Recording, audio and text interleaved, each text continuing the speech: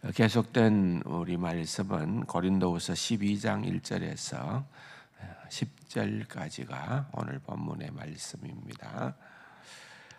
다 같이 읽도록 하겠습니다. 무익하나마 내가 부덕불 자랑하리니 주의 환상과 계시를 말하리라. 내가 그리스도 안에 있는 한 사람을 아노니 그는 14년 전에 셋째 하늘에 이끌려간 자라. 그가 몸 안에 있었던지 몸 밖에 있었던지 나는 모르거니와 하나님은 아시느니라. 내가 이런 사람을 아노니 그가 몸 안에 있었던지 몸 밖에 있었던지 나는 모르거니와 하나님은 아시느니라. 그가 낙원으로 이끌려가서 말로 표현할 수 없는 말을 들었으니 사람이 가히 이르지 못할 말이로다. 내가 이런 사람을 위하여 자랑하겠으나 나를 위하여서 약한 것들 외에는 자랑하지 아니하리라. 내가 만일 자랑하고자 하여도 어리석은 자가 되지 아니할 것은 내가 참말을 함이라. 그러나 누가 나를 보는 것 같이 내게 듣는 바에 지나치게 생각할까 두려워하여 그만두노라. 여러 계시를 받은 것이 지극히 크므로 너무 자만하지 않게 하시려고 내 육체에 가시 곧 사탄의 사자를 주셨으니 이는 나를 져서 너무 자만하지 않게 하리 하심이라. 이것이 내게서 떠나가게 하기 위하여 내가 3번 주께 간구하였더니 나에게 이르시기를 내 은혜가 내게 족하도다. 이는 내 능력이 약한 데서 온전하여짐이라 하신지라. 그러므로 도리어 크게 기뻐함으로 나의 여러 약한 것들에 대하여 자랑하리니 이는 그리스도의 능력이 내게 머물게 하리 함이라. 그러므로 내가 그리스도를 위하여 약한 것들과 능력과 궁핍과 박해와 공고를 기뻐하노니 이는 내가 약한 그때에 강함이라. 아멘. 인생은 해석이 참 중요한 것 같다. 그렇게 느낄 때가 많습니다. 우리가 과연 살다 보면은 언제나 좋은 일만 있을 수는 없잖아요. 그러다 보니까 여러 가지 각자 나름대로 어려움들을 만나기도 합니다. 그런데 이제 그런 어려움들이 있을 때에 각자의 반응하는 태도는 다르더라는 겁니다. 그것은 결국은 해석의 문제입니다. 이 고난이 내게 무엇일까? 어떤 의미를 가져다 주는 걸까? 나는 이 고난을 어떤 식으로 반응을 해야 하는 걸까? 하는 것을 우리는 생각하지 않을 수가 없습니다. 그것이 결국은 믿음의 성숙을 드러낸다고 볼 수가 있는 거죠. 참 오늘 이 본문의 말씀을 읽으면서 저는 정말 사도 바울은 위대한 사도다라고 하는 것을 느끼게 됩니다. 사도 바울이 뭘 자랑했습니까? 물론 전반부에는 내가 부덕불 자랑하지 않을 수가 없다라고 하지만은 그 중심은 나를 드러내고 자랑하는 것이 아니고 사실은 이 모든 것이 복음 때문에 그렇게 되어졌던 일임을 우리는 문맥상으로 깨달을 수가 있습니다. 말하자면 그는 자랑할 것이 또한 간증할 것이 또는 누구에게도 내세울 만한 그런 자부심이 얼마나 컸겠습니까? 오늘 본문에 그는 이렇게 얘기를 합니다. 자신을 제3자로 그렇게 드러내고 있습니다만은 이 인물이 우리는 사도 바울 자신을 드러낸다는 것을 알 수가 있습니다. 그런데 이 사람이 얘기하기로 내가 14년 전에 정말 특별한 경험을 하게 되어졌다. 셋째 하늘에, 유대인들은 이 셋째 하늘이라고 하는 것은 하나님이 계신 곳을 의미하는, 셋째 하늘 하면은 그냥 하나님이 계신 그곳 이렇게 들어와 버립니다. 그런 것이니까 그야말로 우리가 하나님 곁에 간 거죠. 가장 가까운 데 간 거죠. 그것을 아랫부분에 보면은 낙원으로 묘사도 하고 우리가 또한 믿고 있는 천국의 그러한 실체라고도 볼 수가 있겠죠. 이때로부터 한 20년 전에 사도 바울은 다메섹 도상에서 회심을 하게 됩니다. 그때도 특별한 환상을 보았죠. 부활의 주님을 만나게 되어졌죠. 그런데 여기에 14년 전에라고 하는 이 말씀은 그때 그 20년 전의 그 사건과는 분명한 차별성을 두고 있는 그러한 표현입니다. 사도 바울은 그 뒤에 더욱더 주님을 가까이 할 만한, 할 수 있는 그런 많은 신앙적 계기가 있었습니다. 그건 우리가 다 알지 못하죠. 또 사도 바울은 그것을 다 드러내지도 않을 뿐더러 또한 그것을 자랑하지도 않습니다. 이 가운데에서도 여러분들 각자 하나님을 경험한 그 깊이는 다르다고 볼 수가 있겠죠. 그러나 그것을 우리가 나는 남들이 경험하지 못한 그것을 하나님께서 내게만 보여주셨다, 내게만 알게 해주셨다, 우리가 그것 자랑하라고 준 것 아니라는 거죠. 그러니까 사도 바울은 그걸 자랑하지 않고 더욱더 자신의 부족함과 자신의 연약함을 보게 되는 것입니다.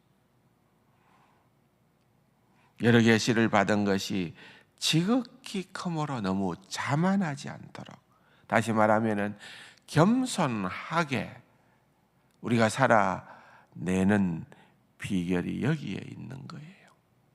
내가 너무 자만하지 않도록 내 육체에 가시고 사탄의 사자를 주셨다.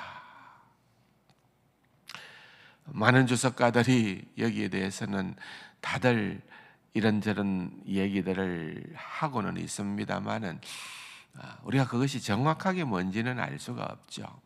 그러나 어쨌든 육체의 가시라고 하는 것을 볼 때에 육체의 연약함을 두고 얘기하는 특별한 어떤 그것이 병일 수도 있겠고 또는 굉장한 아픔일 수도 있겠고 많은 것들이겠지요.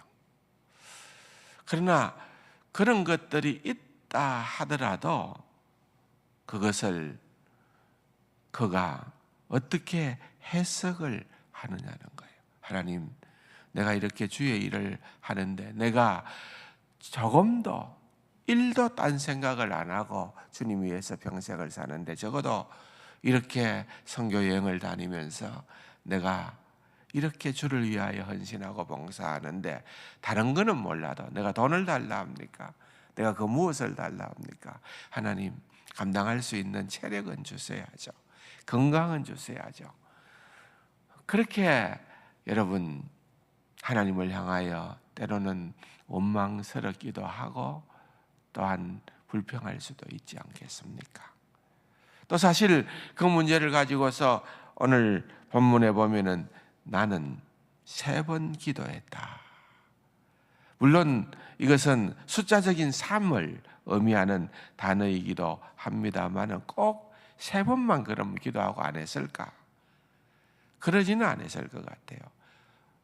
이 3번이라는 그 말에 담겨 있는 의미는 지속적으로 기도했다는 거예요. 지속적으로. 그럼에도 불구하고 하나님께서 그것을 거절하셨다는 것은, 그렇게 거절로 응답하셨다는 것을 그는 잘 해석을 하는 것이 9절의 말씀 아니겠습니까? 내 은혜가 내게 족하다. 내 능력이 약한 데서 온전하여 짐이라. 이 비밀을 알게 된 겁니다, 여러분.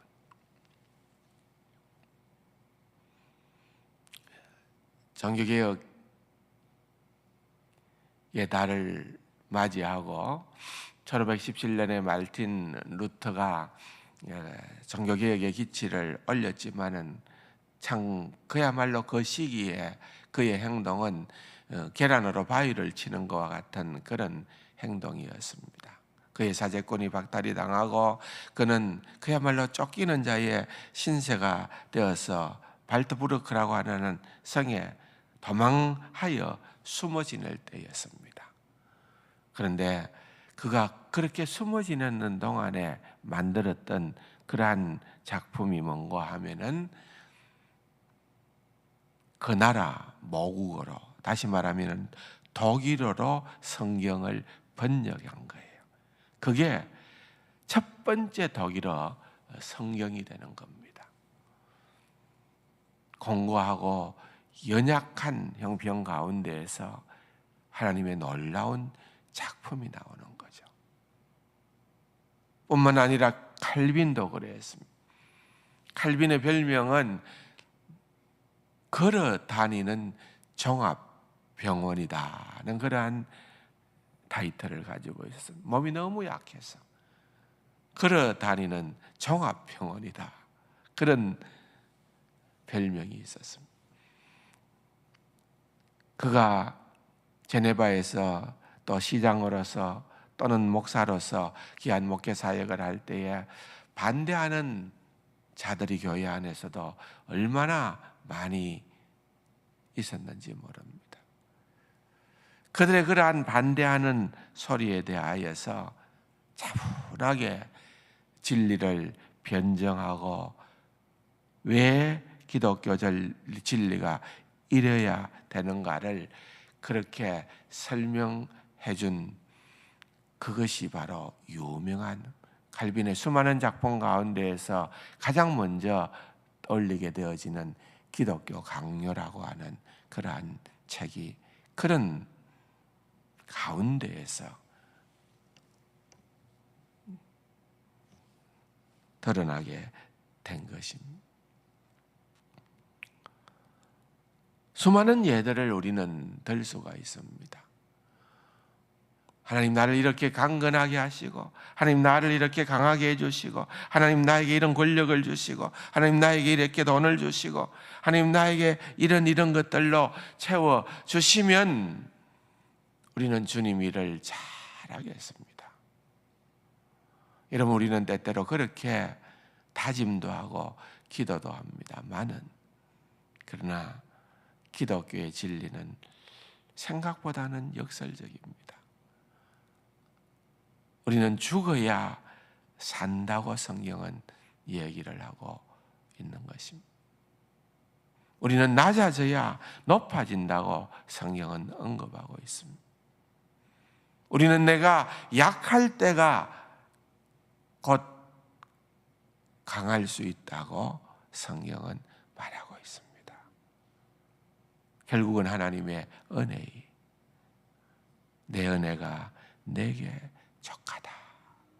여러분, 우리의 삶에 이 단어, 이 문장은 정말 우리의 신비에 아니면은 여러분 자주 놓치시면은 손바닥에라도 기록해 놓고 확인하고 또 확인하고 그렇게 살아가는 것이 참 그리스도인의 삶의 태도인 줄로 믿습니다.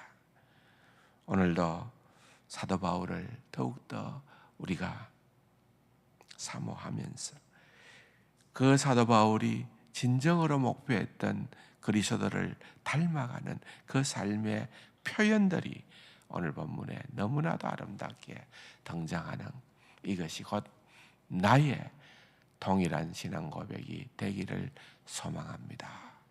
그렇게 생각하며 기도의 자리로 나아가는 우리 세관 가족들이 되기를 주님의 이름으로 축원합니다. 말씀 생각하시면서 기도하십시다.